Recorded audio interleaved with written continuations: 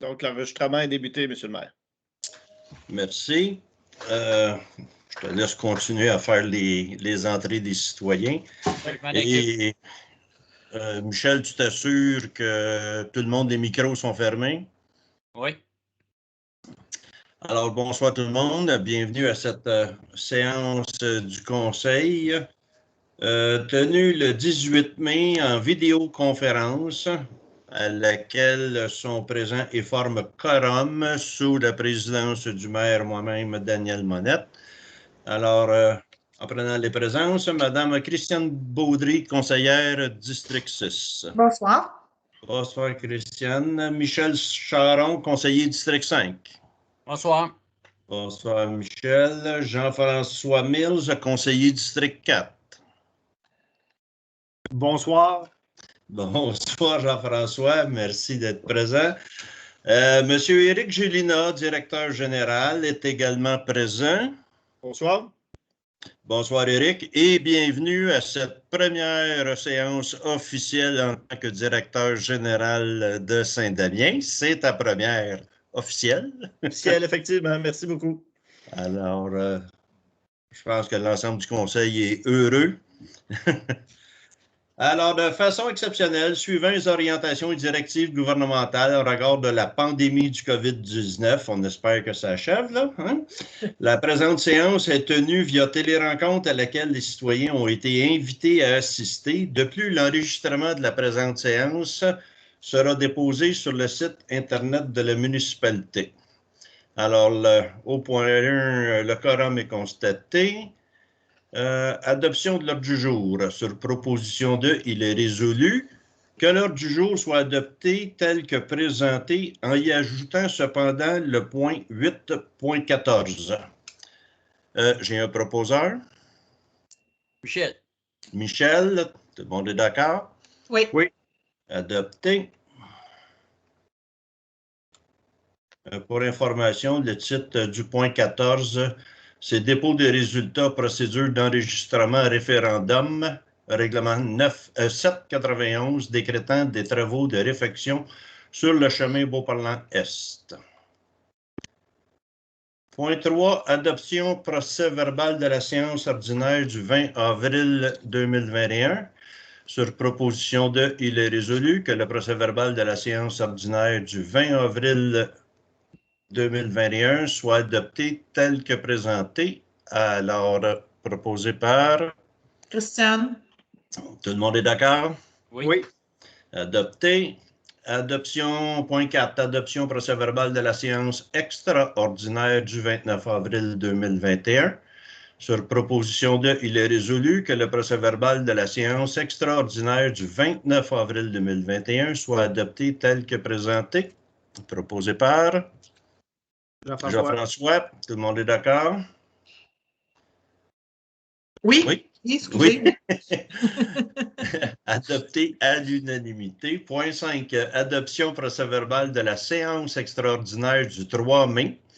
Sur proposition de il est résolu que le procès-verbal de la séance extraordinaire du 3 mai soit adopté tel que présenté.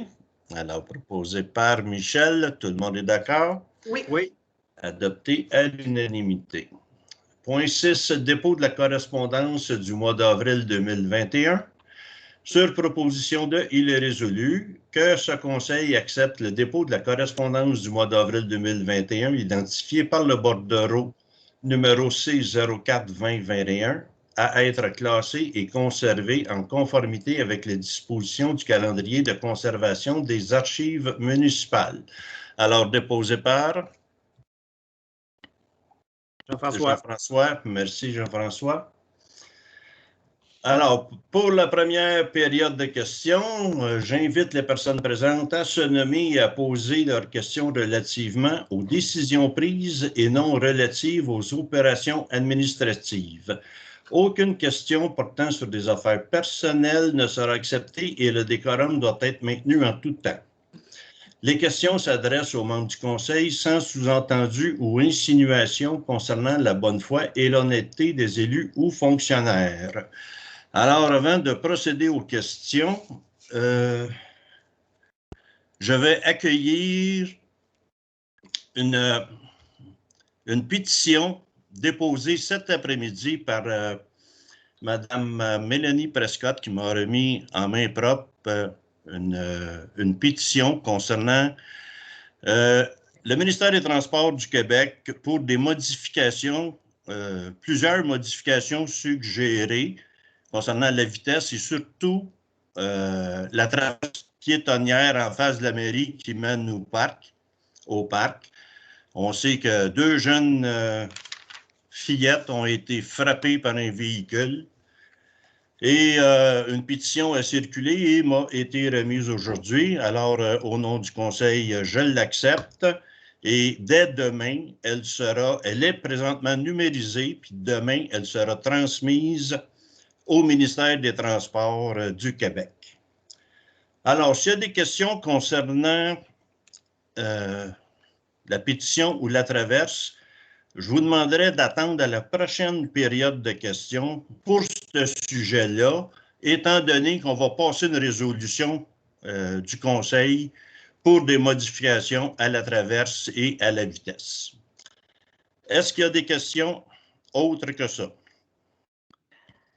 Oui, il y a une main de levée. Monsieur Jean Lapointe. Monsieur Lapointe, on vous écoute. Ma question porte sur le projet du lac Ida. J'aimerais savoir quel calcul la municipalité a fait pour accorder 75 sites de camping au promoteur qui lui-même avait avoué ne pas pouvoir dépasser les 40 sites, même dans un délai rapproché. Deuxièmement, le lac Ida est-il en mesure d'assumer 75 sites de camping compte tenu de sa superficie et de l'accès limité au lac par le propriétaire?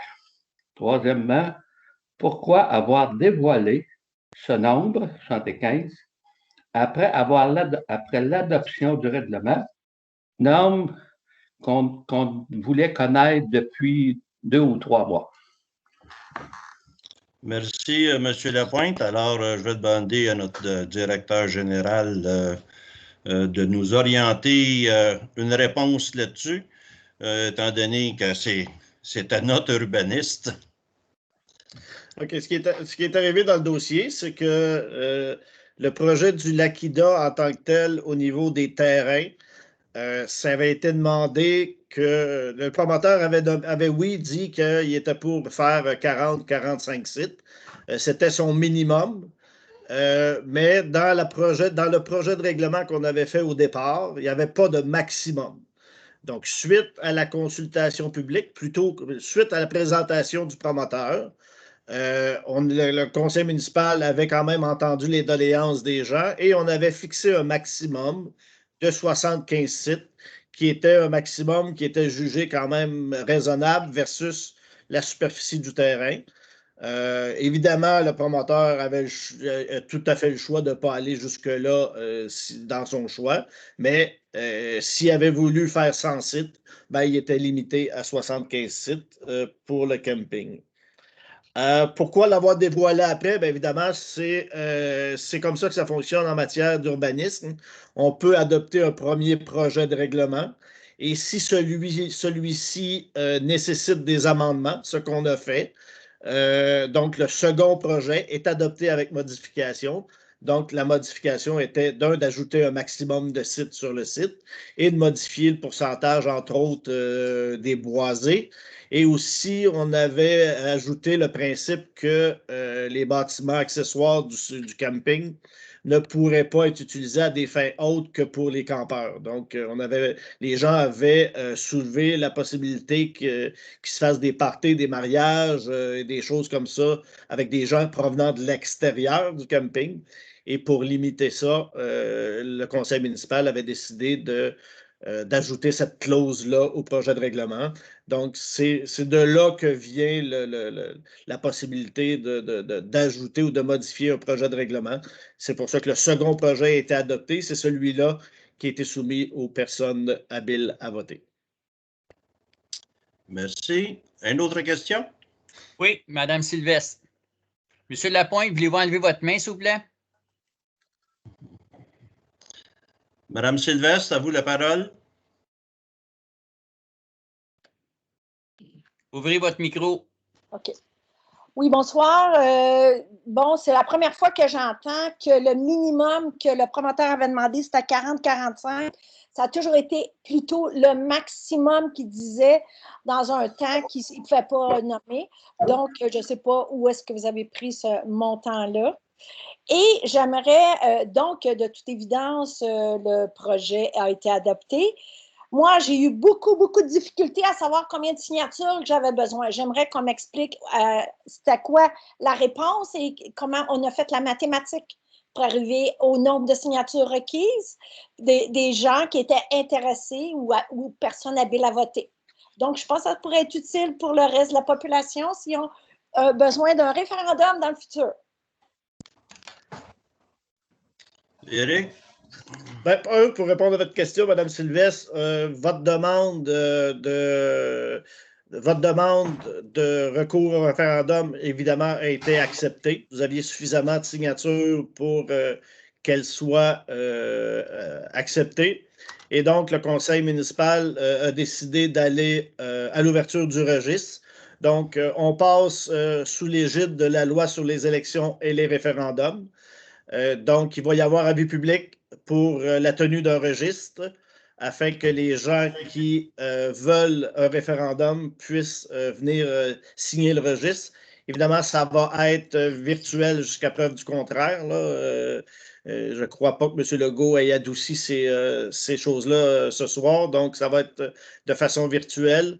Donc, vous pourrez, les gens qui vont être habiles à voter vont pouvoir signer le registre afin de demander le référendum. Dans l'avis public, il va être mentionné le nombre de personnes habiles à voter qui va être nécessaire pour que le Conseil décide ou non d'aller en référendum. À ce moment-là, je vais devoir utiliser les listes électorales et faire la compilation de l'ensemble des gens de la zone d'où est provenue la demande, donc la zone contiguë ainsi que les 2 zones concernées par le projet de règlement. Je suis bien contente de savoir que j'ai réussi à avoir les signatures requises pour faire une demande de référendum. En vertu d'un document qui a été produit le 7 mai 2020 pour la loi des référendums dans le cas du COVID, là, je ne l'ai pas devant moi parce que je ne pensais pas que ça avait fonctionné.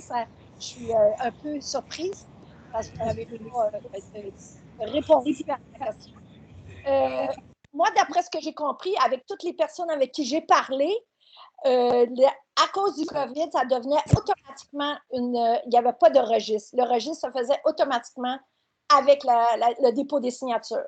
Là, M. le maire, je sais, vous voyez que votre tête elle bouge, mais moi, j'ai consulté beaucoup de gens et il faudrait consulter ce document-là.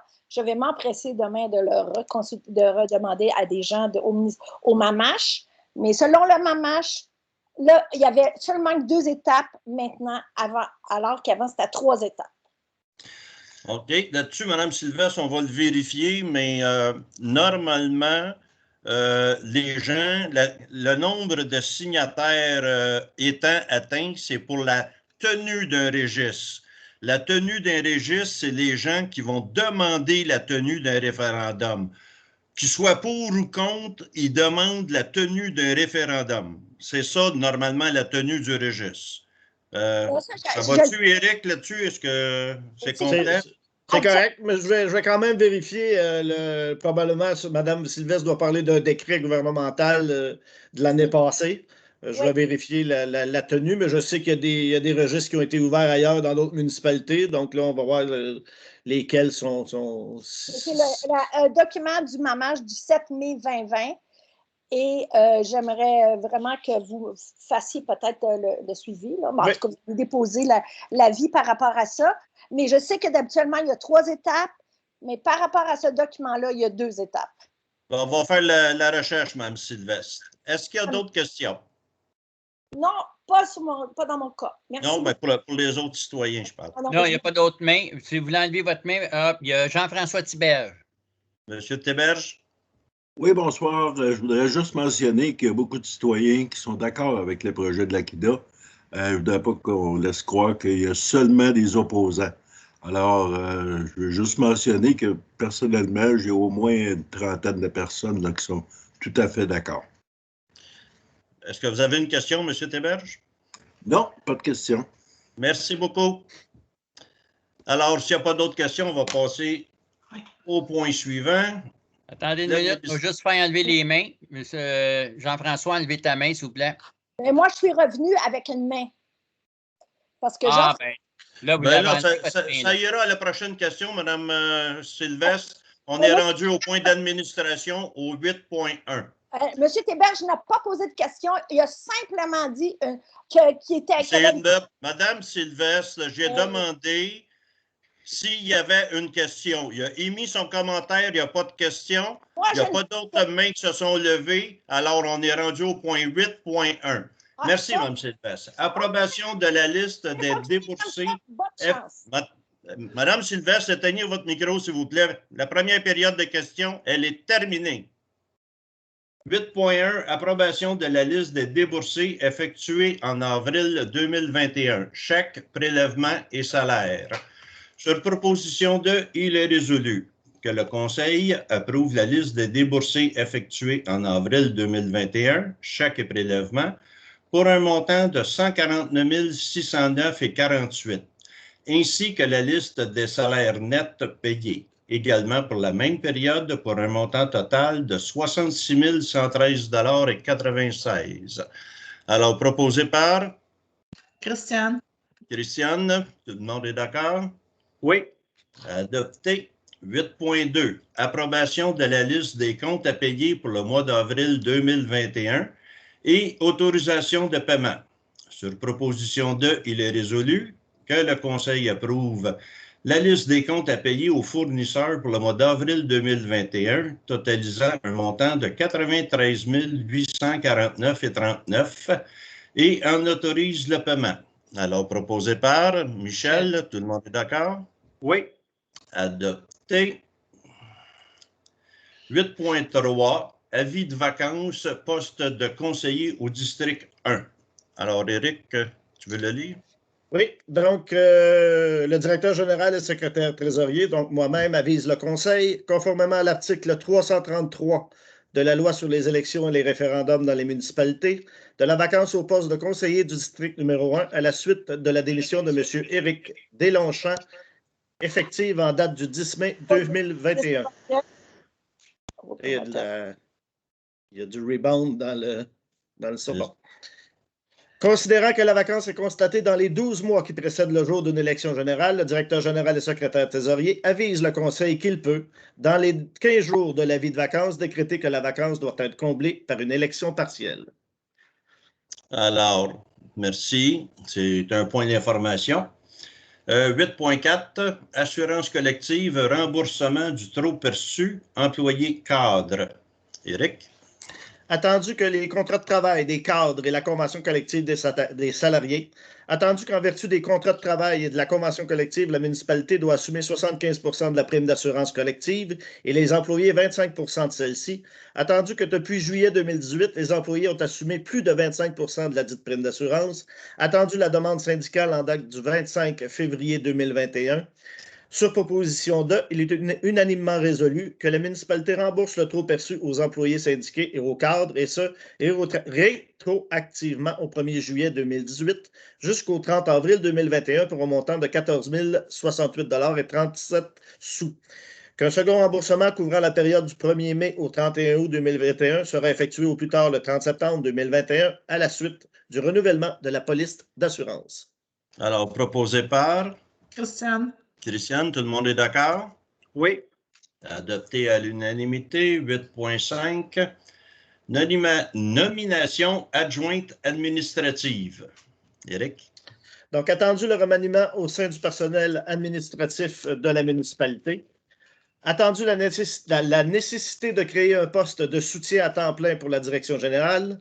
Attendu que la personne désignée agira comme directeur général adjoint et secrétaire trésorier adjoint. Attendu que la municipalité possède la ressource à l'interne afin de pourvoir au poste créé. En conséquence, sur proposition 2, il est unanimement résolu que Mme Sabrina Lepage soit promue au poste d'adjointe administrative, et ce, à compter du 23 mai 2021. Que Mme Sabrina Lepage soit également nommée directrice générale adjointe et secrétaire trésorière adjointe, et qu'elle soit autorisée à signer tous les effets bancaires pour et au nom de la municipalité de Saint-Damien, à l'absence du directeur général et secrétaire trésorier. Que les conditions de travail, rémunération et avantages soient ceux précisés au contrat de travail à intervenir et devant être signés par le maire, M. Daniel Monette. Alors, un proposeur. Jean-François. Jean-François, tout le monde est d'accord? Oui. Adopté. Bien, félicitations à Sabrina. 8.6. Archive Lanaudière, désignation d'un représentant. Attendu, la demande de l'organisme Archive Lanaudière de désigner un représentant municipal au sein de la corporation. En conséquence, sur proposition de, il est résolu que ce conseil désigne M. Éric Gélina, directeur général et secrétaire trésorier, à titre de représentant de la municipalité au sein de la corporation du Centre régional d'archives de Lanaudière incorporé.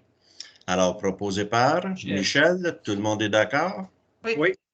Adopté à l'unanimité. 8.7. Agence des forêts privées Lanaudière. Adhésion et désignation d'un représentant. Attendu, l'invitation de l'Agence des forêts privées de Lanaudière de devenir membre de l'agence. En conséquence, sur proposition de, il est résolu que la municipalité de Saint-Damien adhère à l'Agence des forêts privées de Lanaudière et assume la cotisation d'un montant de 100 $. Que ce conseil désigne M. Éric Gélina, directeur général et secrétaire trésorier, à titre de représentant de la municipalité au sein de l'agence. Alors, proposé par Jean-François. Jean-François, tout le monde est d'accord? Oui. Adopté à l'unanimité. 8.8. Comité local de développement social Matawini, CLDSM. Adhésion, membres et groupe Facebook. Attendu, l'invitation Comité local de développement social Matawini, CLDSM, de devenir membre de comité et de faire partie de leur groupe Facebook. En conséquence, sur proposition de, il est résolu que la municipalité de Saint-Damien adhère au Comité local de développement social Matawini, CLDSM, et fasse partie du groupe Facebook du comité. Alors, proposé par Christiane. Christiane, tout le monde est d'accord? Oui. Alors, adopté à l'unanimité. 8.9. Fondation Émergence, Journée internationale contre l'homophobie et la transphobie. Éric Bouinbric. Attendu que la Charte québécoise des droits et libertés de la personne reconnaît qu'aucune discrimination ne peut être exercée sur la base de l'orientation sexuelle, de l'identité de genre ou de l'expression de genre.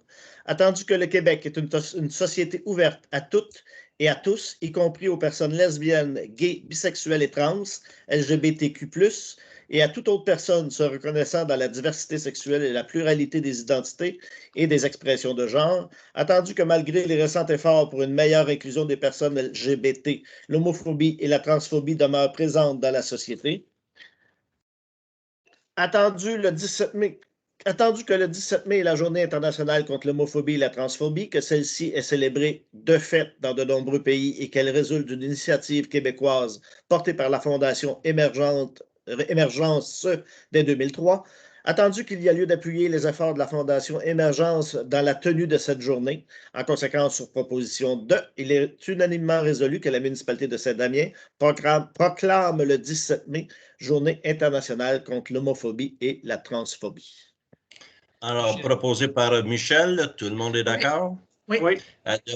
Adopté à l'unanimité et c'était hier, cette journée-là, nous l'avons souligné en affichant le drapeau comme tel.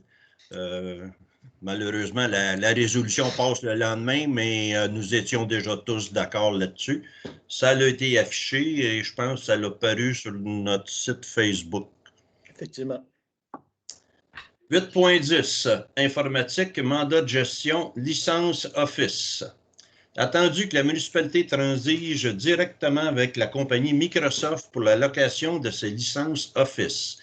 Attendu que la compagnie Nanotech Information de Joliette offre le même service en tant que revendeur autorisé pour Microsoft, et ce, au même coût. En conséquence, sur proposition 2, il est résolu que la compagnie Nanotech Informatique soit mandatée comme gestionnaire des licences Microsoft Office pour la municipalité. Alors, un proposeur? Christian. Michel, tout le monde est d'accord? Oui. Oui. Alors, adopté à l'unanimité. 8.11, mandat à la firme Bélanger-Sauvé. Attendu, la correspondance de la firme Brunel-Drouin, avocat représentant les intérêts de la compagnie Autodrome Lanaudière Incorporée. Attendu, le litige entre la municipalité et la compagnie concernant une servitude de passage et un problème d'égouttement d'eau. En conséquence, sur proposition 2, il est résolu qu'un mandat soit confié à la firme Bélanger-Sauvé Avocat afin de représenter la municipalité dans ce litige. Alors, proposé par Jean-François. Jean-François, tout le monde est d'accord? Oui. Adopté. Modification au calendrier de séance du conseil municipal à août et octobre. Éric? Attendu la résolution numéro 420-12-2020 adoptant le calendrier des séances ordinaires du conseil municipal pour l'année 2021. Attendu que le conseil municipal est dans l'impossibilité de siéger à la date prévue au calendrier des séances pour le mois d'août 2021. Attendu qu'en raison des élections générales, le conseil municipal ne peut siéger à la date prévue au calendrier des séances pour le mois d'octobre 2021. Sur proposition de, il est unanimement résolu que le calendrier des séances du conseil municipal 2021 soit modifié de la façon suivante. La séance ordinaire fixée le 17 août 2021 soit repoussée au 31 août 2021. La séance ordinaire fixée le 19 octobre 2021 soit devancée au 5 octobre 2021. Alors, proposé par Michel. Tout le monde est d'accord? Oui. Adopté à l'unanimité. 8.13, radiation de taxes, matricule 0632-35-0932.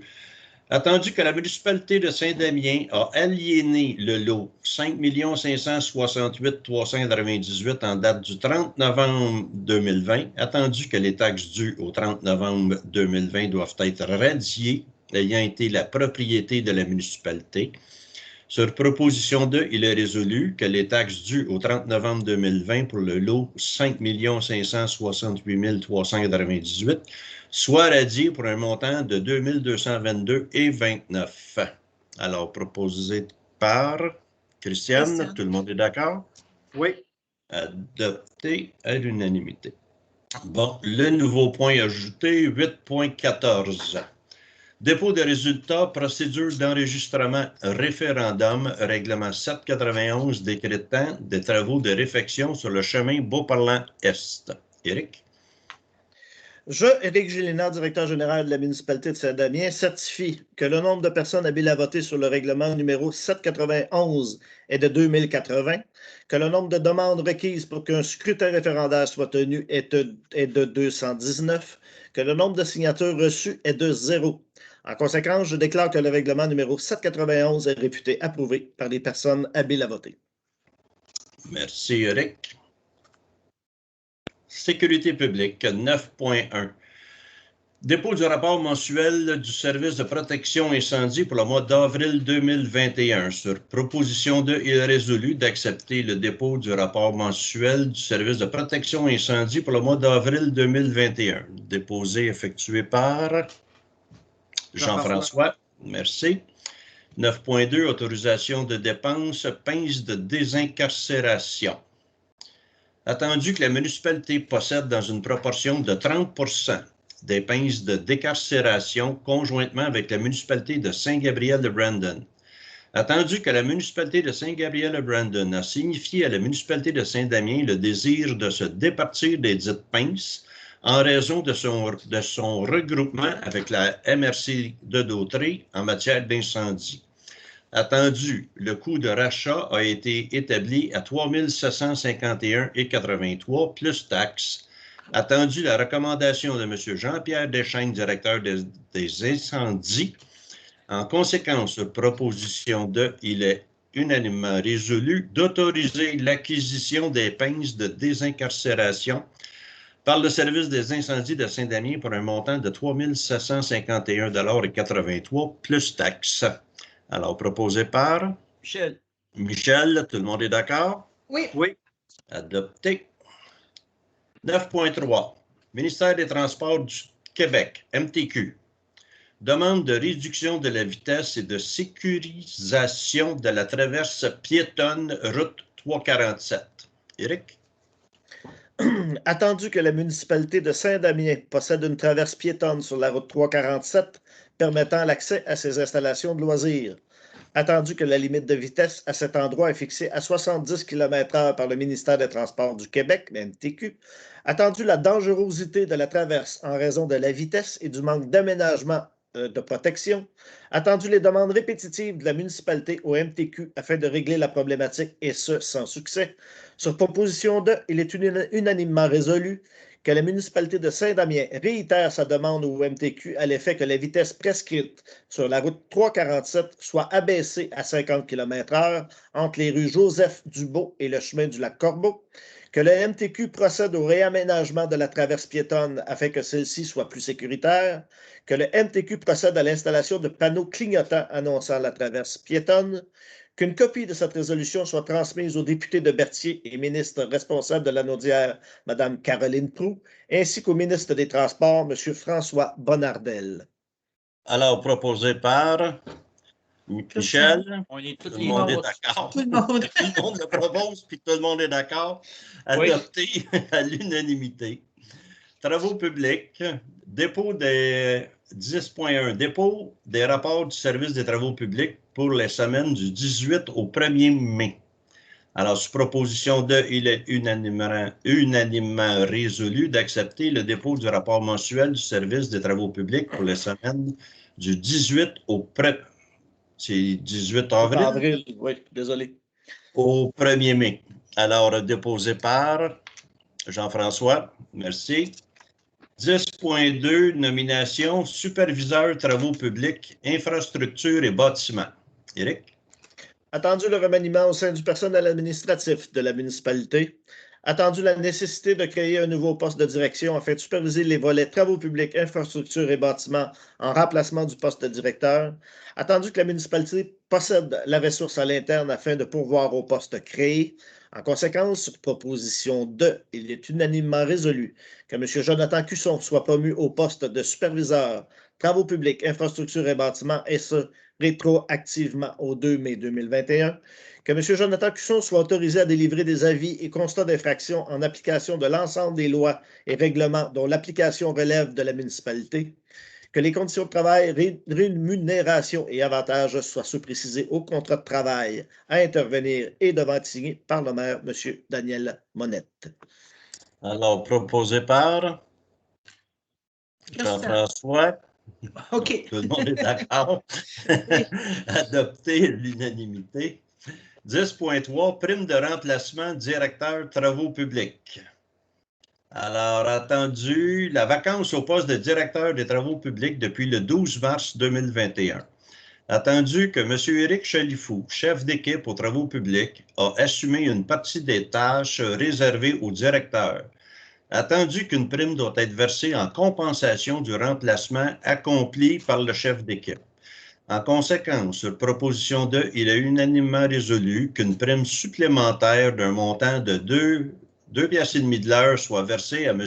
Éric Chalifou, chef d'équipe aux travaux publics, pour la période comprise entre le 13 mars 2021 et le 1er mai 2021, inclusivement.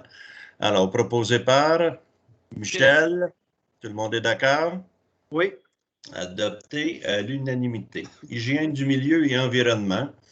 11.1, dépôt du rapport mensuel du service de l'hygiène du milieu volet eau potable pour le mois d'avril 2021. Sur proposition de, il est unanimement résolu d'accepter le dépôt du rapport mensuel du service de l'hygiène du milieu, volet eau potable, pour le mois d'avril 2021. Alors, déposé par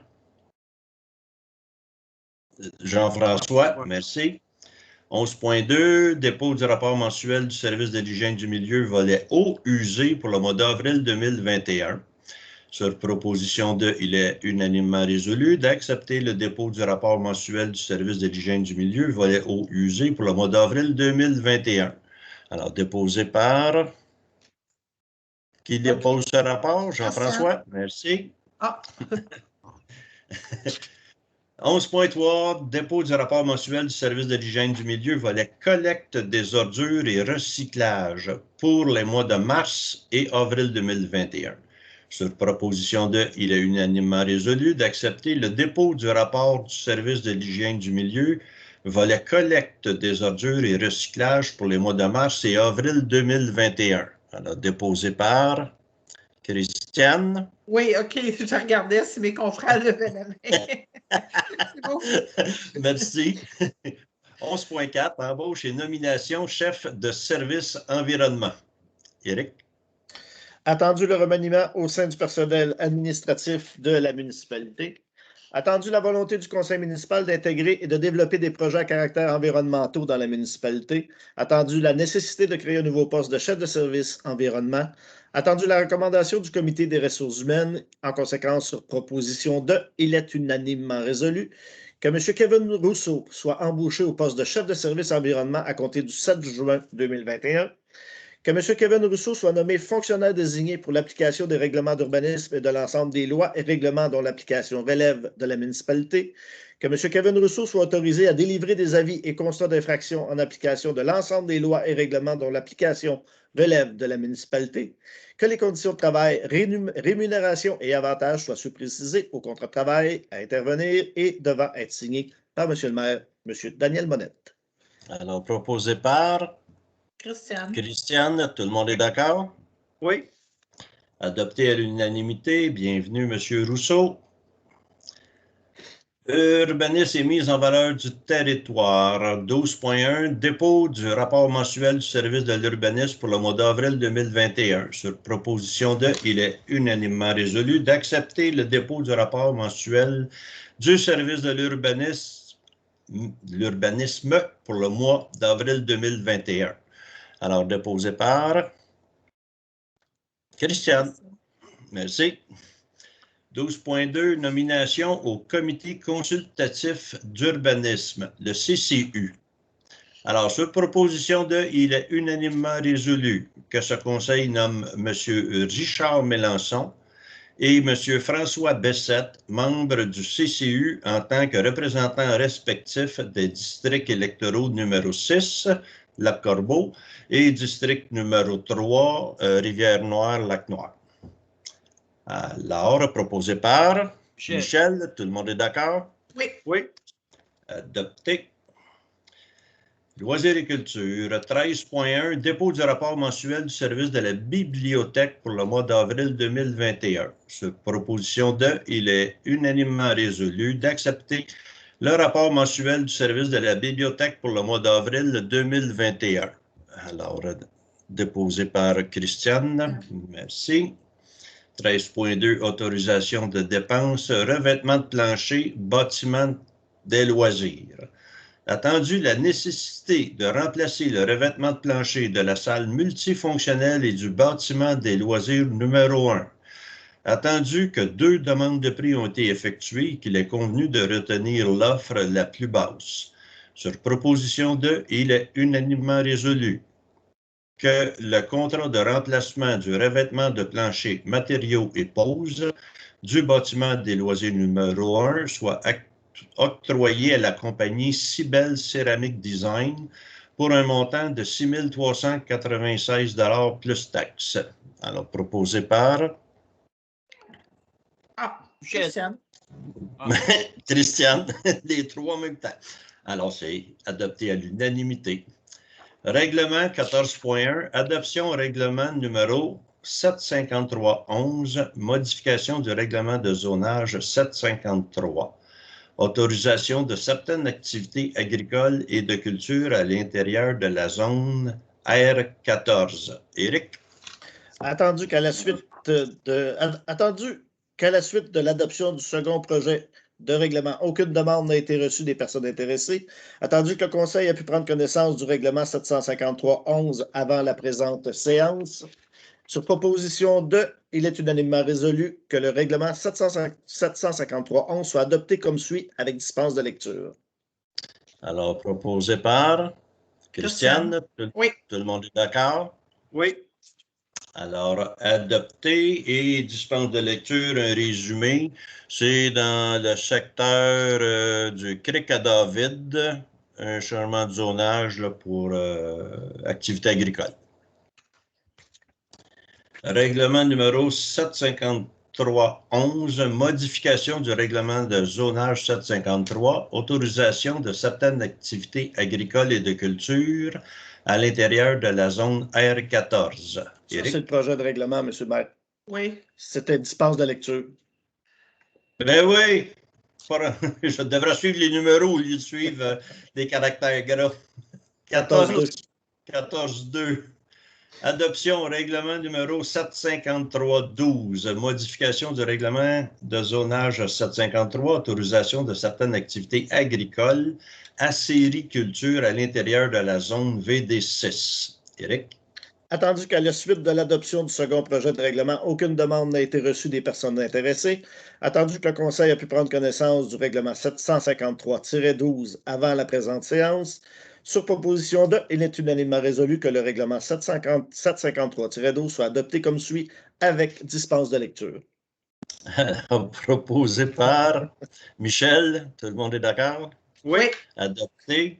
Et je vais me tasser tout de suite, là. OK, 14.3. Et en résumé, ça, c'est dans le secteur du lac Noir, je pense, entre le lac Mont-d'Or et le lac Noir. Oui. En montagne. Exact. 14.3. Adoption règlement numéro 770.3, modification du règlement 770, superficie de terrain et installation septique pour les résidences de tourisme. Éric? Attendu qu'à la suite de l'adoption du second projet de règlement, aucune demande n'a été reçue des personnes intéressées. Attendu que le Conseil a pu prendre connaissance du règlement 770-3 avant la présente séance. Sur proposition de, il est unanimement résolu que le règlement 770-3 soit adopté comme suit, avec dispense de lecture. Alors, proposé par Christiane, tout le monde est d'accord? Oui. Adopté et dispense de lecture demande un court résumé. Alors, pour les résidences de touristes, ceux qui veulent le permis de résidence de touristes doivent avoir une superficie minimale de 4000 mètres carrés minimum et ajouter des exigences en regard des installations septiques pour ces résidences. OK, on s'en va au point 14.4.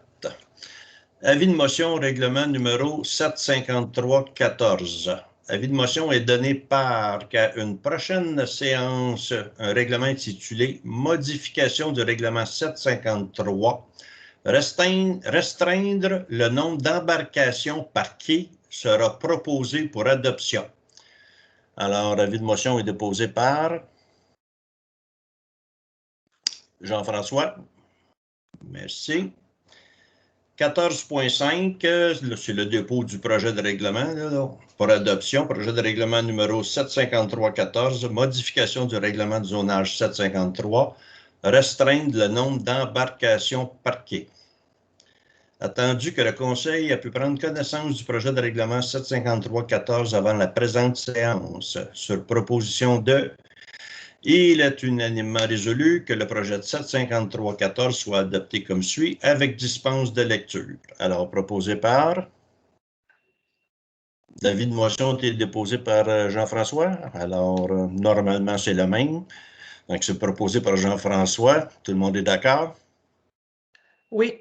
Est-ce que c'est possible, M. le maire, d'en faire un bref résumé pour nos citoyens? Oui. J'y arrive parce qu'on allait dire, avec dispense de lecture, un bref résumé. Je vous le dis tout de suite. Ceux qui ont un quai généralement, c'est les gens riverains d'un lac, d'un cours d'eau. Ils ont droit à un quai et sur le quai, auront droit à un maximum de 3 embarcations motorisées attachées par l'avant et par l'arrière au quai. Ça inclut aussi ces 3 embarcations par propriété. S'il y en a 3 au quai, bien, il n'y en a pas sur le bord de la grève, attachés après un poteau. Fait que c'est 3 embarcations maximum. S'il n'y a pas de quai, c'est 3 embarcations maximum attachées à la grève, autrement dit. Mais on s'en tient à 3 embarcations maximum par propriété, par immeuble. Un terrain vacant, c'est un immeuble. Il faut vous dire comme quoi que c'est des embarcations à moteur. Oui, motorisées. Okay, ça ne comprend pas les kayaks, ces choses-là. Non. Motorisé, ça peut être un ponton, un bateau à moteur, un sidou. Ça fait 3. C'est ça. On couvre pas mal tout. Ça va pour le résumé? Oui. Merci. Divers et affaires nouvelles. Alors, les conseillers, vous avez des affaires nouvelles à nous parler? Non, merci. Ça va.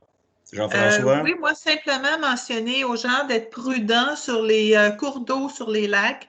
Les niveaux d'eau sont à leur plus bas qu'on n'a jamais vu. Je pense personne n'a vu ça. Au lac Corbeau, c'est excessivement bas présentement. On est dans une situation qu'on vit normalement vers la fin août. Alors, d'être très prudent et d'utiliser le moins d'eau possible pour conserver vraiment là, nos cours d'eau soient corrects. Merci. Merci, Christiane. Jean-François? Oh, tout est correct de mon côté, merci. C'est beau, merci. Alors, dans divers affaires nouvelles, ben, écoutez, je ne le mettrai pas dans divers, mais je vais le mettre dans les affaires nouvelles concernant l'accident qui est arrivé en face de la mairie le 29 avril dernier. C'est regrettable. Écoutez, j'ai fait une mise à jour sur le site Facebook, sur le site de la municipalité. Plusieurs personnes l'ont lu, l'ont partagé. Et je vais juste faire un résumé là, aux élus.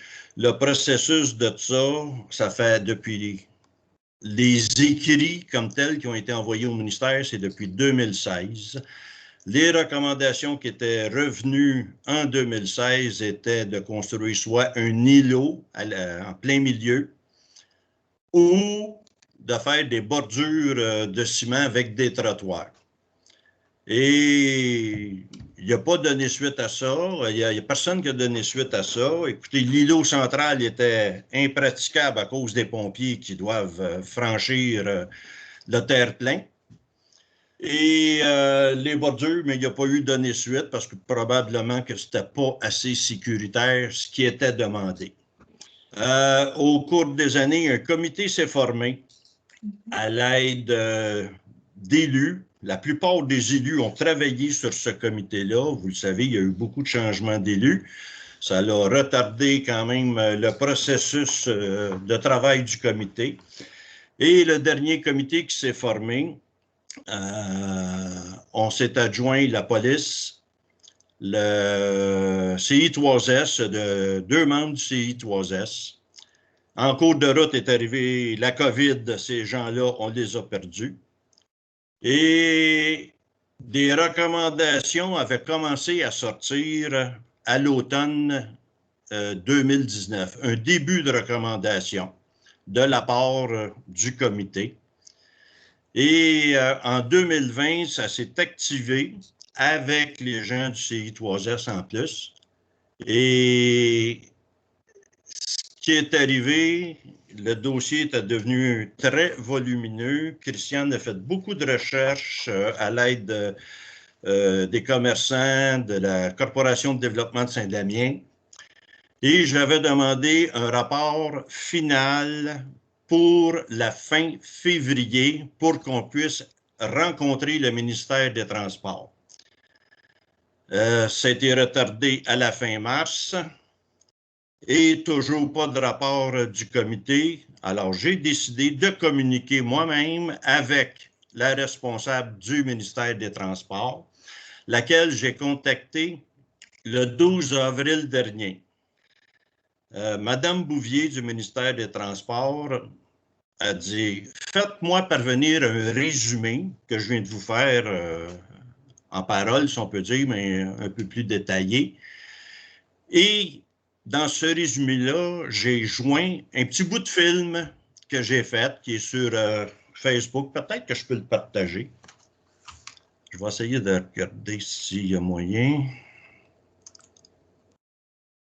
Partager du contenu.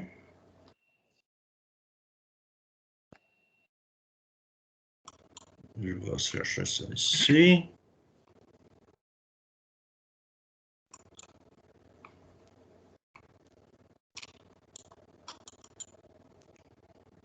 Bon.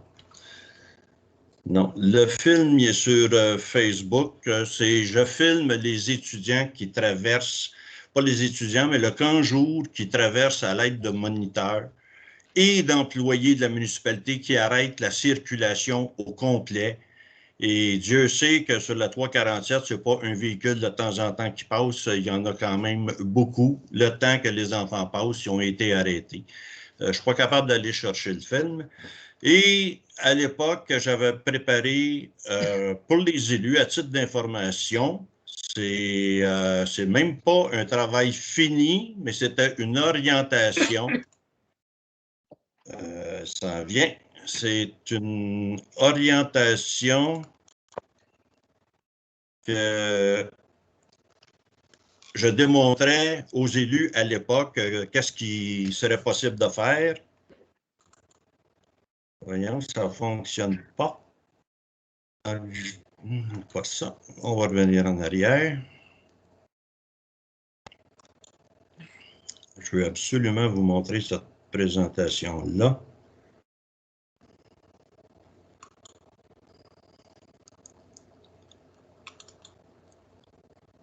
Il faut lui laisser le temps de se charger.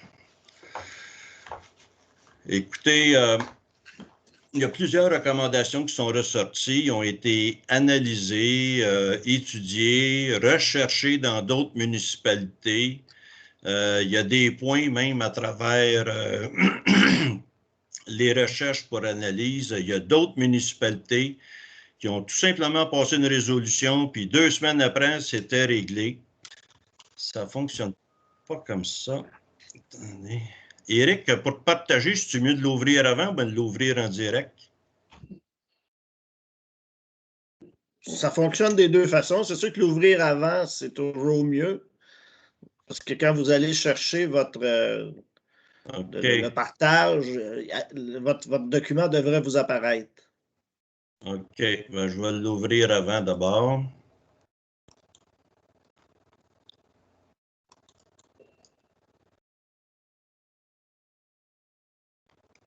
Est-ce qu'on le voit? Non. Non. OK, attendez un petit peu. On va revenir ici à l'écran. Là, je l'ai en plein écran. Oh, j'ai perdu.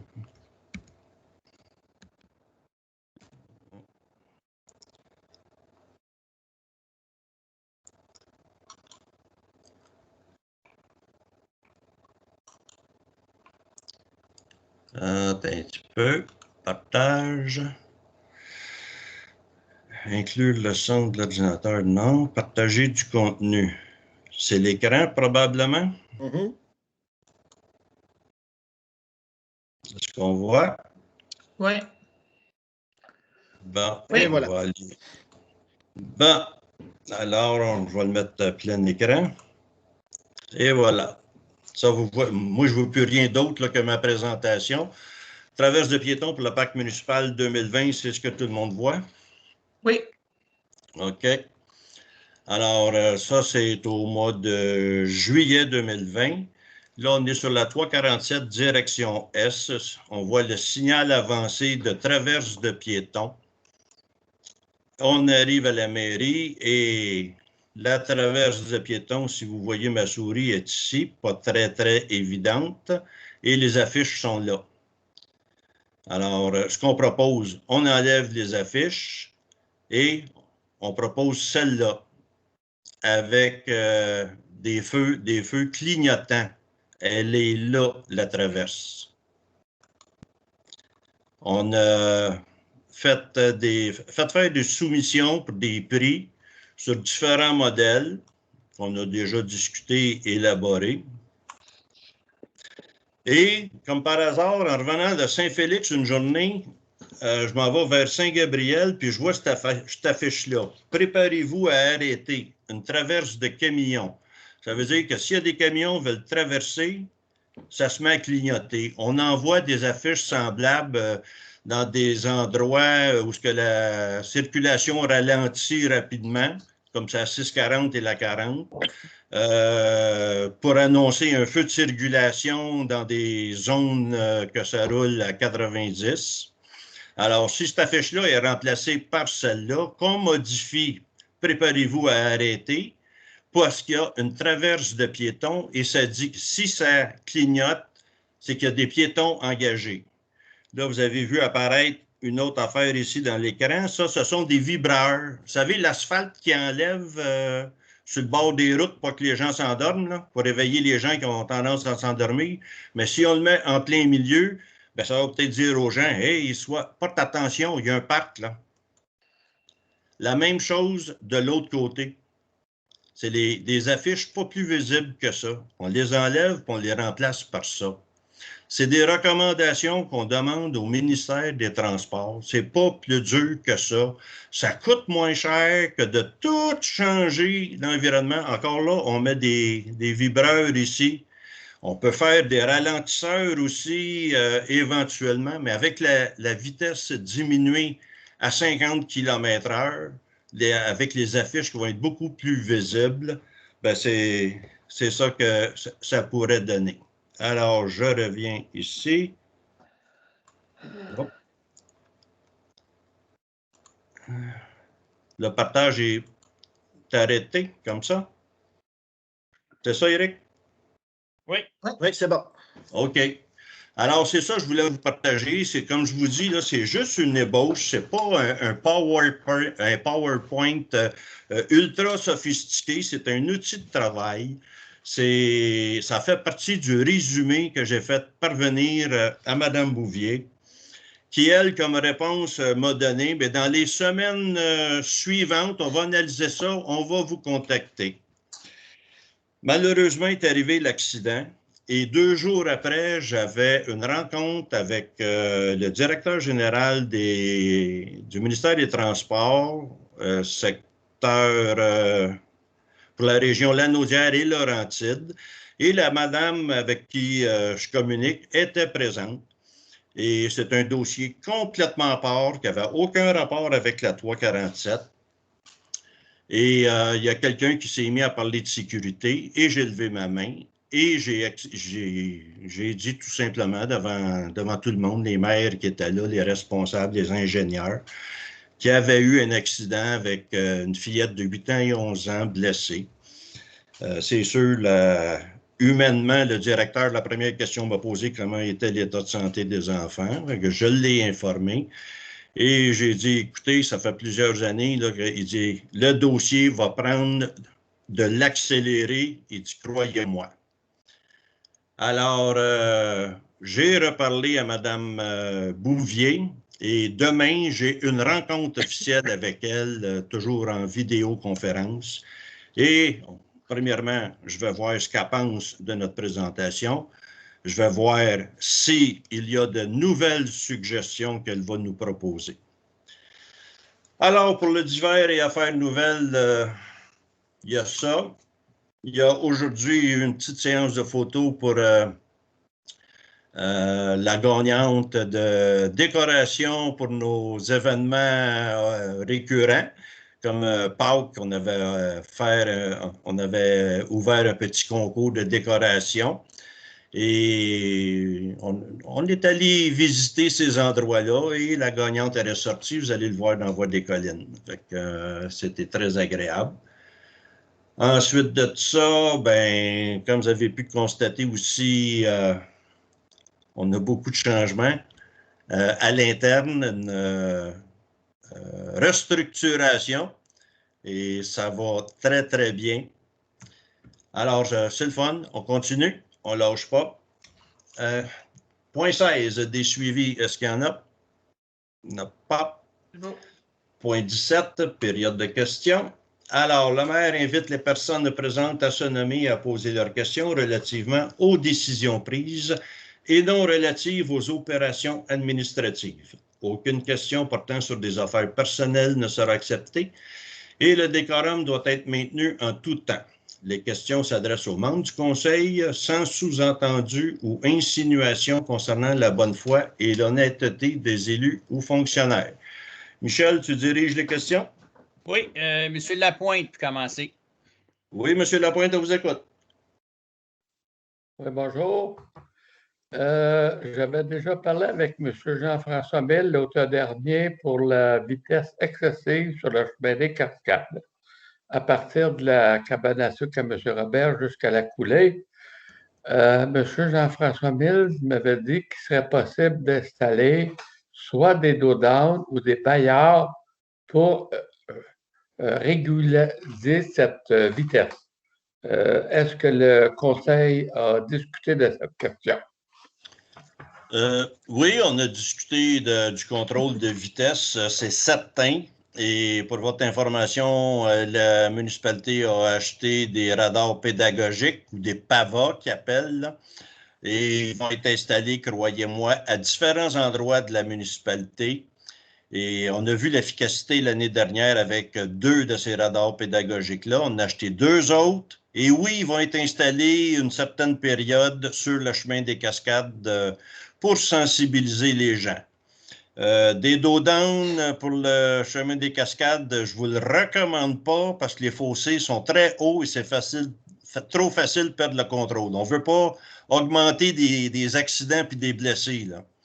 Et si c'est mis près des domiciles des résidences, je peux vous dire que c'est très bruyant. Parce qu'il y en a qui passent trop vite, puis ils ont des morceaux de carrosserie qui tombent. Puis il y en a d'autres qui passent tellement tranquillement que quand ils sont traversés, ils veulent rattraper la seconde écart de perdu et font des crissements de pneus pour accélérer. Fait que, M. Lapointe, oui, on va installer à des endroits stratégiques un radar pédagogique. Merci beaucoup. Merci. Et également des baillards. Des quoi? Les baillards aussi, là, les pancartes dans le centre du chemin.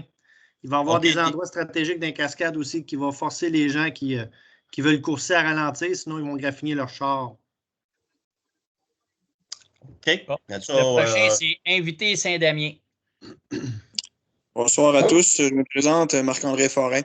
C'est concernant le point avec, dans le fond, évidemment, le MTQ et la sécurité au niveau de l'accès au parc. Et en partant, je voudrais souhaiter la bienvenue à notre nouveau directeur général aussi, là. Rapidement, moi, je vais être franc avec vous, là, je comprends les efforts qui sont faits depuis 2016. J'ai moi-même des enfants maintenant. Mais je vais être franc avec vous, là. Je pense que personne ici est un expert ni un ingénieur en sécurité pour prendre des décisions et proposer des pancartes ou des réductions de vitesse. Je pense que la municipalité Saint-Damien devrait immédiatement donner un mandat à une firme en ingénierie ou en sécurité de ce type-là précisément pour faire l'évaluation et trouver une stratégie. Pas des à peu près ou des ainsi de suite. Personne ici est expert. Alors, laissons la chance à des gens qui sont professionnels là-dedans pour nous trouver une solution pour que le dossier soit maintenant fermé. Et il faut le faire pour que ce soit la sécurité de nos enfants. Je suis triste pour les enfants qui ont ils ont eu un accident. Là, il n'y a pas eu de décès. Mais le jour qu'il y aura un décès, si on s'invente expert, je peux vous garantir que ça va revenir très, très rapidement vers les personnes qui ont pris ces décisions-là. Alors, je vous le recommande fortement. Prenez tout de suite l'initiative de trouver une firme et engagez cette firme-là pour vous sortir un rapport et exécuter immédiatement avec le MTQ. Le MTQ a une écoute. Alors, c'est maintenant le temps de procéder à l'action. Merci beaucoup. Merci, M. Forêt. C'est apprécié, cette recommandation-là. Mais je peux vous dire que le comité avait déjà songé à faire affaire aussi à une firme d'ingénierie, mais on n'était pas encore rendu là parce qu'il nous manquait des données. Il y a un sondage qui se préparait. Mais vous nous avez devancé et on retient votre recommandation. Une autre question? Oui, M. Ricard. Oui, bonjour, vous m'entendez bien? Monsieur Ricard. Oui. Oui, d'accord. Juste avant de poser ma question, je veux juste signaler que c'est encore en lien avec le dossier de la traverse piétonne. Je voulais juste rapidement souligner, féliciter en fait la mère des deux fillettes là, qui s'est pas agenouillée après l'accident puis qui s'est mise à l'action pour que les choses bougent, pour alerter les autorités, alerter les médias. D'ailleurs, il y a un article dans le journal L'Action qui est paru aujourd'hui même dans les dernières heures sur cette histoire-là. Donc, j'invite les citoyens qui sont là à aller le lire. Je voulais signaler aussi qu'il y a vraiment, je pense, une demande dans la population. Moi et ma conjointe, on a tenté de créer justement un petit mouvement autour de ça. Puis en 2-3 jours, on a eu 123 personnes qui sont inscrites à une page Facebook pour demander que des changements aient lieu. Donc, sachez, au fond, peut-être vous servir de ça, les élus, auprès du MTQ, pour dire qu'il y a un appétit là, dans la population de Saint-Damien pour que les choses changent, puis qu'il y a de l'appui. Donc, peut-être pour donner un peu plus de légitimité encore à vos revendications auprès du ministère, je vous invite à tenir compte, entre autres, de cette mobilisation-là là, qui s'est créée assez rapidement pour que ça ait lieu. Donc, vous aviez mis un communiqué. En fait, j'ai 3 questions. Je ne sais pas si je les pose toutes d'un coup puis vous répondez toutes après. C'est peut-être plus simple comme ça. La première, vous avez mis dans votre communiqué qui a été diffusé peut-être 2 semaines, une semaine et demie, que les changements allaient avoir lieu d'ici l'été. Donc, c'est quand même assez rapide l'été, là, si on se fie au calendrier. C'est dans à peu près 1 mois et 2 jours, quelque chose comme ça. Et pourtant, on sait que le dossier, même vous parlez de 2016, mais bon, nous, on a fait des recherches, on a entendu dire que depuis même 2009, même à l'époque où M. Monette était conseiller municipal, il y avait déjà des conseillers qui étaient préoccupés par la traverse piétonne. Qu'est-ce qui vous dit, donc c'est la première question, qu'est-ce qui vous dit que cette fois-là, c'est la bonne? Et que cette fois-là, on va avoir droit à des changements et que cette fois-là, le MTQ va entendre la demande qui émane non seulement du conseil municipal, mais de la population qui l'appuie. Donc ça, c'est ma première question. Ma deuxième question, ça concerne les aménagements en tant que tels qui sont proposés. Bon, pour ce qui est de la signalisation, tout ça, je suis prêt à laisser la chance aux coureurs. Je veux juste signaler, moi, je réside dans le village, je suis sur la rue Joseph-Dubois, pas loin de la rue principale, où c'est 30 km/h partout, puis je peux vous dire qu'il y a une forte tendance à rouler pas mal plus vite que 30 km/h. Les radars pédagogiques, ils sont pédagogiques dans la mesure où, en tout cas, moi, quand je vais sur le pont de la rivière Matamba avec mon petit gars de 2 ans, regarder la rivière, je vois que beaucoup d'autos arrivent de 50 puis continuent de rouler, puis en fait, arrivent souvent à 60 et continuent de rouler à 60. Ça nous l'affiche sur le panneau, fait que ça a ça de pédagogique, hein, ça nous apprend que le monde roule plus vite que 30. Qu'est-ce qui vous dit qu'en arrivant d'une zone de 90, soudainement, les gens vont vraiment respecter le 50, quand en arrivant d'une zone de 50, ils ne respectent pas le 30? Puis est-ce qu'on ne devrait pas, puisque les gens semblent se donner toujours une espèce de petite marge de manœuvre en haut de la limite, c'est ça à 30, au fond, dans le secteur où il y en est question. Mais bon, peut-être que justement, si on suit la recommandation de la personne qui a posé la question avant moi, les ingénieurs auraient des meilleurs conseils à nous donner, ça vaudrait peut-être la peine de s'en inspirer. Mais ma deuxième question, donc, pourquoi pas 30 au fond, puisque c'est des enfants, un peu comme à l'école, qui traversent cette zone-là, puis que justement, ça prend des fois des employés de la municipalité pour bloquer la rue, pour être sûr que ce soit sécuritaire pendant l'été, que c'est 40 jours. Donc, ça nous montre que peut-être à 50, les gens vont se permettre de rouler à 60, 70.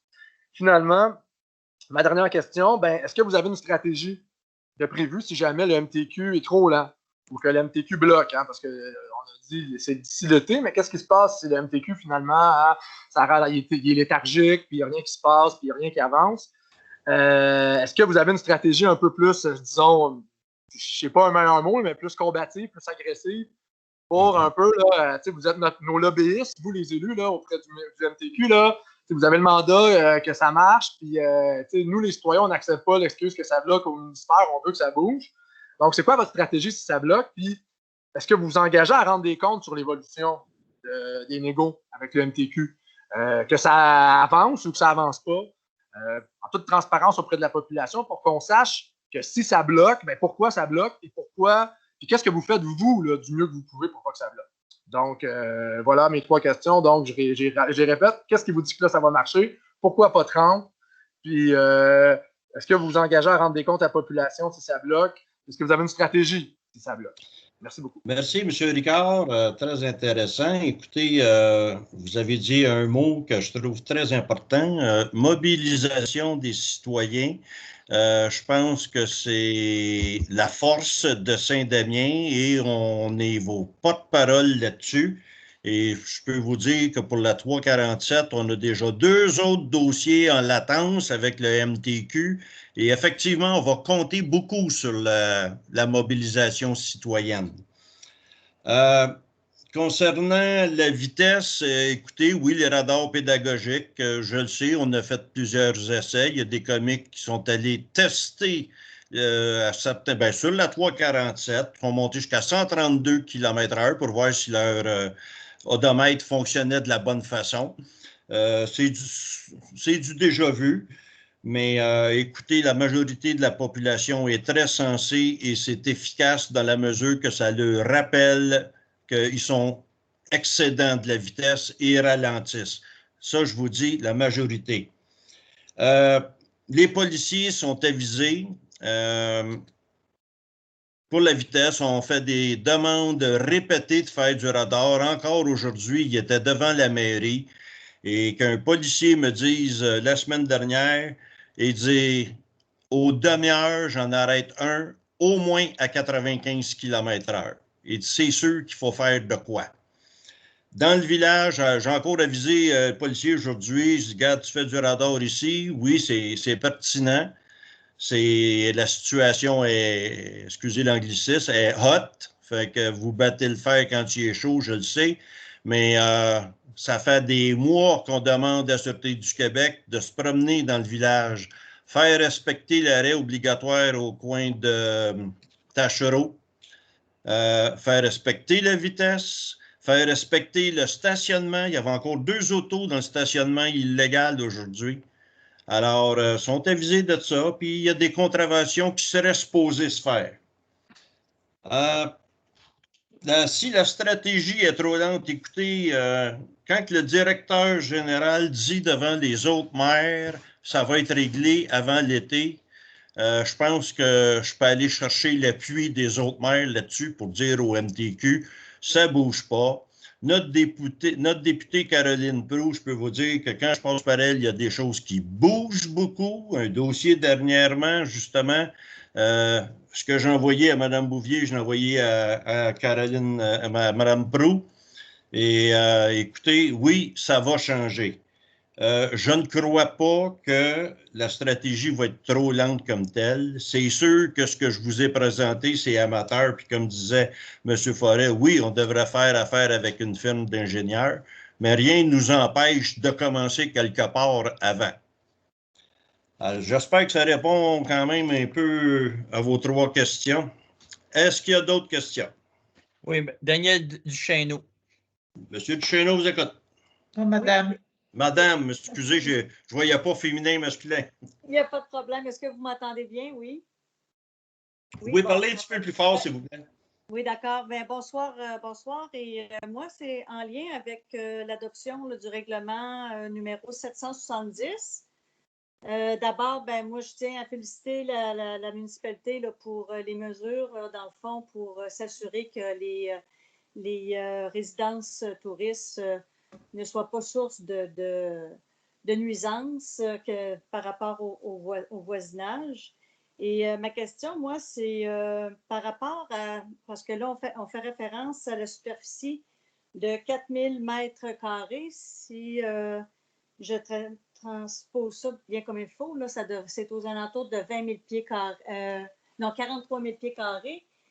Donc, moi, je me demandais, les résidences touristes qui ont été accordées avec des superficies moindres que ça, donc aux alentours de 20 000 pieds carrés, avec une proximité. Donc, moi, je subis, en guillemets, depuis 2 ans. Est-ce qu'il y a des mesures, des actions qui vont être prises par rapport à ça pour minimiser autant que possible là, la nuisance par le bruit, par les spas, par tout ce que ça entraîne? Et est-ce qu'il y a un nombre aussi par rapport à, là c'est plus la superficie, mais est-ce qu'il y a un nombre maximale permis par rapport à ces résidences touristes-là. Voilà. Oui, effectivement. Une partie de la réponse que je vais vous donner, et je vais la faire compléter par Éric tantôt. Je vous rappelle que pour les résidences sur une superficie moindre que 4000 m², elles ont un droit acquis, mais elles ont un permis à renouveler.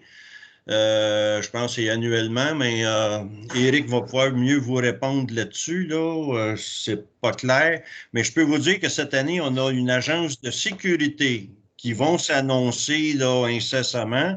Éric est en train de finaliser le contrat avec eux autres. Et cette agence de sécurité-là va, si les policiers ne peuvent pas se présenter, parce que le règlement sur les nuisances, sur le bruit n'est pas respecté, eux vont y aller, ils sont habilités à émettre des contraventions. Et si un locataire dérange les voisins, il va avoir une contravention, mais notre règlement est clair, le propriétaire aussi va avoir une contravention pour avoir laissé ses locataires faire du bruit. Ça va ces deux côtés, ça. Éric, veux-tu élaborer un peu plus concernant la réglementation? Ben, seulement pour quand on parle de ce qui s'est fait avant l'entrée en vigueur du règlement 770, comme M. le maire l'a dit, effectivement, ces gens-là, tout type de règlement là, au niveau urbanistique, sauf exception, là, n'est pas rétroactif. Donc, effectivement, ceux qui ont déjà eu un permis d'usage conditionnel de résidence de tourisme, évidemment, ils peuvent le conserver. Le permis n'est pas renouvelable annuellement. Le permis est donné comme un usage, comme on donnerait un permis pour un commerce. Donc, le permis est valide jusqu'à temps que l'usage sous droits acquis cesse. Donc, si une des résidences de tourisme sur un terrain de moins de 4000 m² cesserait d'opérer pendant plus de 12 mois, donc le droit acquis s'éteint. Donc, il ne pourrait pas, là, c'est à ce moment-là, il ne pourrait pas refaire de demande, évidemment, pour avoir au même endroit une autre résidence, que ce soit le même propriétaire ou un autre. Là, mais le nombre de personnes, Éric, est en rapport au nombre de chambres. Hein? Je ne sais pas, la dame, si c'était par rapport au nombre de personnes. Le nombre de résidences est restreint à 5 % par zone. Donc, dans les zones où c'est autorisé, il n'y a pas plus que 5 % des immeubles, évidemment des terrains construits, là, des immeubles construits qui peuvent faire l'objet d'une résidence de tourisme. Mais là, à ça vient s'ajouter le 4000 m². Donc, en plus, c'est une restriction supplémentaire. Et le maximum de personnes, c'est 3 chambres, c'est 6 personnes maximum qui peuvent être autorisées par résidence de tourisme. Alors, j'espère que ça répond à votre question, madame. Une autre question. Julien Héroux. Bonjour, mon nom c'est Dominique Héroux. Dominique Héroux. Oui, je suis au lac Quesnel et je partage avec d'autres voisins un accès pour accéder, étant donné que je ne suis pas riverain, pour accéder au lac. Et les chaloupes à moteur électrique sont amarrées au quai. Là, tantôt, dans votre réglementation, vous parliez de 3 embarcations moteurs. Est-ce qu'on inclut là-dedans les moteurs électriques ou c'est vraiment des moteurs à gaz? Et au niveau du nombre, qu'est-ce qui arrive avec le nombre d'embarcations quand c'est un accès? Écoutez, on parle d'embarcation motorisée. Fait que motorisé, c'est que tu n'as pas à ramer. Fait que si c'est un moteur à gaz électrique solaire, écoutez, c'est un moteur. Fait que le règlement s'applique, il doit être au quai, maximum 3 embarcations motorisées par quai.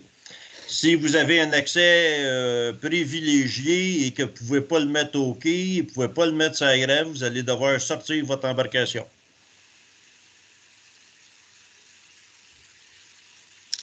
Est-ce qu'il y a une autre question? Et c'est pourquoi qu'on limite ça à 3 embarcations? Pour éviter que des marinas poussent d'un bord puis l'autre dans les lacs. Ouais. Michel? Merci. Une autre question? Merci, oui, Michel. Pierre Charbonneau. Monsieur Charbonneau? Bonsoir, M. Monette. Merci beaucoup de donner le temps de parler. Moi, c'était sur le sujet de la route 347 et la traverse piétonnière pour les enfants. Il y a eu de très bonnes interventions jusqu'à date. Et vous-même, vous avez mentionné qu'il serait temps qu'on se mobilise et qu'on avance.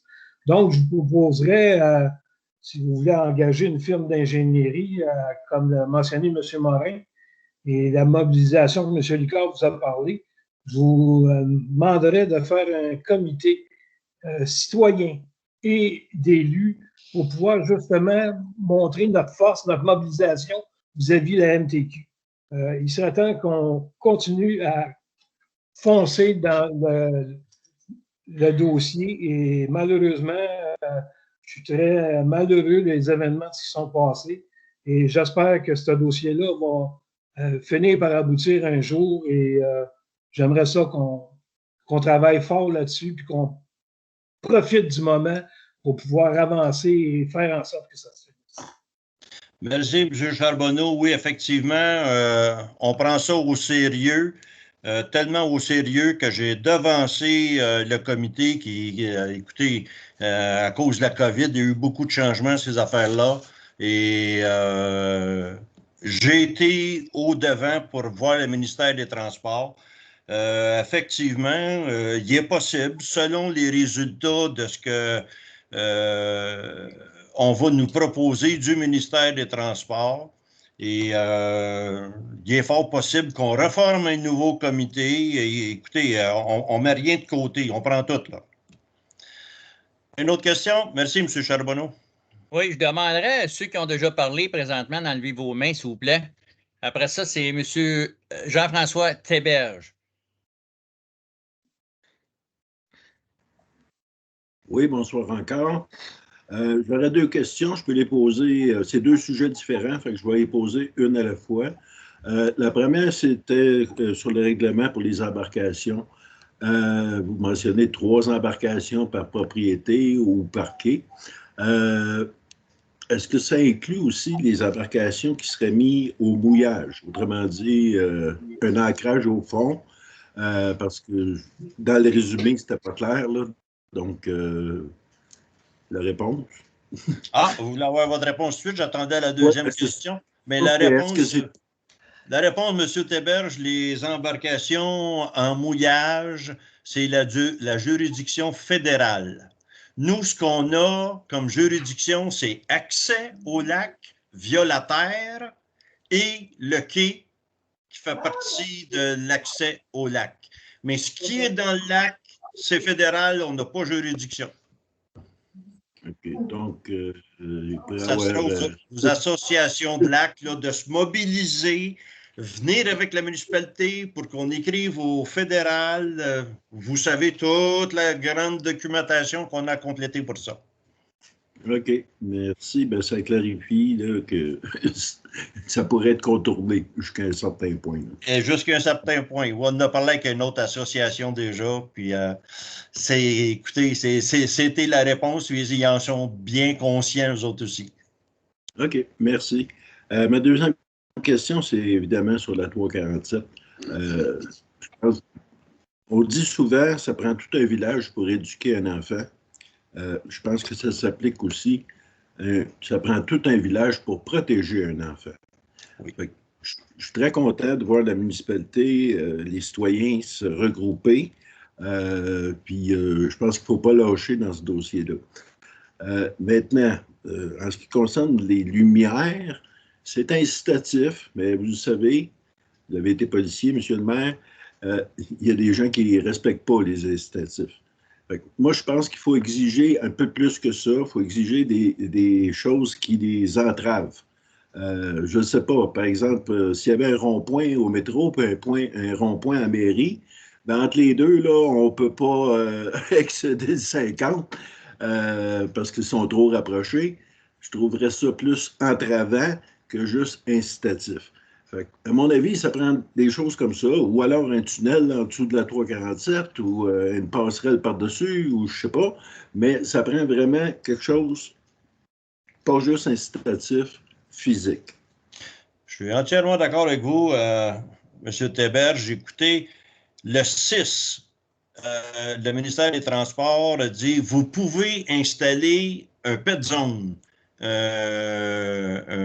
Ils disent en anglais une affiche pedestrian zone, c'est-à-dire des affiches comme on met dans le village en plein milieu. Donc là, ils nous ont dit vous pouvez la mettre là. Ben oui, c'est une zone de 70, je ne donne pas 2 heures. Mais elle dit ça, c'est sa première recommandation de mettre un pet zone en plein milieu. Mais pour ce faire, voici l'adresse Internet pour faire votre demande écrite. Alors, donnez l'adresse le 6. On a complété ça. Ça nous est revenu un formulaire à compléter. On retourne le formulaire. Il nous retourne le formulaire, il faut le signer. Un autre formulaire, pas le même. Là, on retourne le formulaire signé. Là, il nous retourne, c'est à l'étude. Ensuite, il nous retourne, oui, c'est approuvé. Ça a pris 8 jours pour se faire dire oui, on peut mettre une affiche. Alors, les 12 travaux d'Astérix, on les vit à Saint-Damien avec le MTQ. On a 2 autres gros dossiers en suspens avec eux autres. Et effectivement, j'en ai parlé plus tôt, la mobilisation citoyenne va être très importante dans ce dossier-là. Parce qu'en 2 jours, 123 signatures, c'est bon, mais imaginez en 2 semaines. Oui, puis c'est pas juste des signatures qu'on va avoir besoin, ça va être d'autres choses. Je suis content, là, ce que M. Ricard a dit, que l'article de l'Action est sorti. J'ai parlé avec la journaliste, j'ai pas lu l'article encore, mais je suis sûr que ça va aider aussi. Et s'il faut, il y a toujours les masses médias qui existent aussi, là. La TV, ça ne me dérange pas de la faire venir ici. D'autres questions? Oui, Excusez, M. le maire. Charbonneau. J'ai juste un petit point, moi. C'est pour les gens, là. Madeleine Ducharme, on voit votre homme en bédaine. Ça va se ramasser sur Facebook. Si peut-être fermez votre caméra ou, monsieur, mettez-vous un chandail. S'il vous plaît, oui. S'il vous plaît. Un peu de décorum. Oui. Merci. Merci, Jean-François.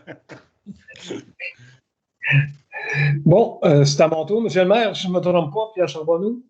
Oui, c'est juste M. Charbonneau, aux modifications du règlement du zonage concernant les embarcations, pourriez-vous restreindre le nombre d'embarcations motorisées parquées pour que ça englobe vraiment le point spécifiquement?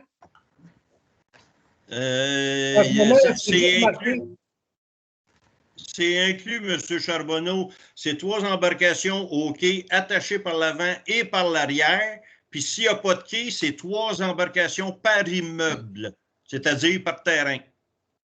OK. Mais ce que je veux vous faire dire, M. le maire, c'est qu'au point 14.5, dans votre description de règlement, ce n'est pas marqué le mot motorisé. Y a-t-il moyen de le rajouter? Attendez un petit peu, là.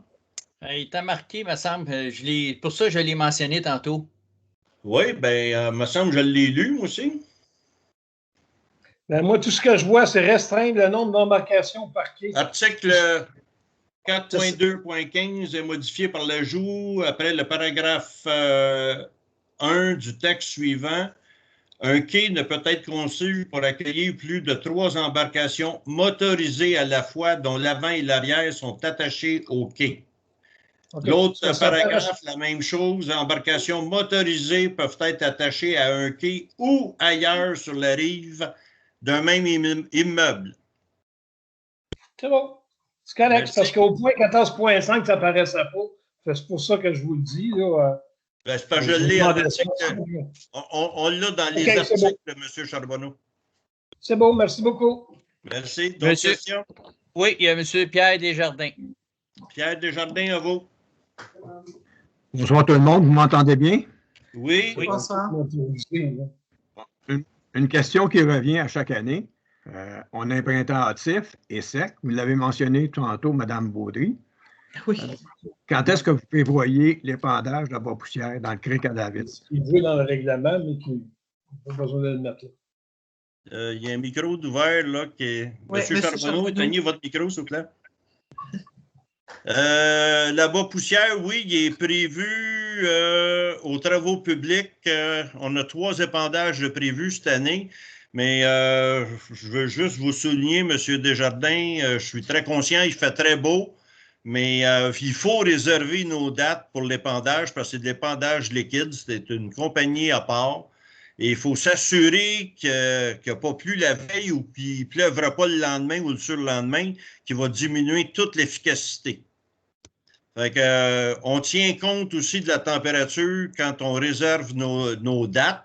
On espère qu'on puisse l'épandre, mais s'il pleut, on ne le fera pas. Mais ça va être reporté aussi selon la disponibilité du fournisseur. Vous comprenez, M. Desjardins? Et puis là. Oui, merci. Merci. D'autres questions? Oui, Jean-Sébastien Ricard, c'est le dernier.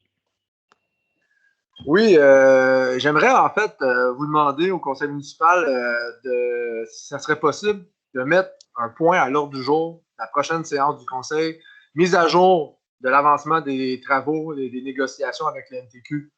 Donc, que ce soit un point inscrit à l'ordre du jour de la prochaine séance, puis que vous informiez la population de c'est noté, M.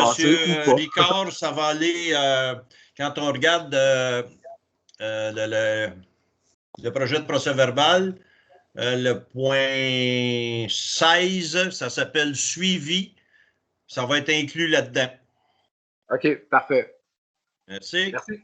Il y a une dernière question, c'est Jean-François Théberge. Oui, M. Théberge. Oui, M. Ricard m'a fait passer, oui, c'est beau au prochain conseil, mais c'est dans un mois. Vous avez un outil qui s'appelle l'infolette. Pourquoi pas dans 2 semaines, une infolette sur l'avancement? Ça, c'est justement, M. Théberge, j'avais ça dans mes notes, que dès qu'il y a des nouvelles informations concernant la traverse piétonnière, je sais que les gens sont très, très sensibilisés là-dessus et je l'apprécie. On a notre Facebook. La dernière fois, j'ai fait une mise à jour sur le Facebook, sur le site de la municipalité. Ça a-tu été sur l'infolette? Je ne le sais pas. Parce que je pense que l'infolette, on a peut-être juste une centaine d'abonnés. Fait que ça serait peut-être bon aussi d'inciter vos amis, vos voisins à s'inscrire à l'infolette. C'est en page, la première page du site Internet de la municipalité en bas. S'inscrire à l'infolette, tout simplement. Mais j'apprécie, M. Théberge, ce que vous dites. On se sert beaucoup de nos médias, nos nouveaux médias d'information qu'on n'utilisait pas autrefois. Oui. Inquiétez-vous pas, vous avez une centaine d'abonnés à l'infolette, mais il y a plus de monde que ça qui la lisent parce qu'on la remet sur des pages Facebook. Ah, ben, formidable. Mais gênez-vous pas pour demander aux gens de s'inscrire aussi à l'infolette. C'est plus personnalisé. Exact. Merci. Merci. D'autres questions, Michel? Non, il n'y en a pas d'autres. Alors, l'ordre du jour étant épuisé, c'est la clôture de la séance. Ça me prend un proposeur pour clore cette séance. Michel. Michel. Bon, OK. À l'unanimité. Alors, merci beaucoup tout le monde. Je ne vous souhaiterais pas un bon retour à domicile parce que vous y êtes presque tous. Je vous souhaite à la prochaine, passer un beau mois en sécurité sans trop manger de poussière. Merci. Bonne soirée. Bonsoir. Pour les élus, vu qu'il y a beaucoup de monde avant que tout le monde se quitte, ben, on se reparle jeudi. Ah, parfait.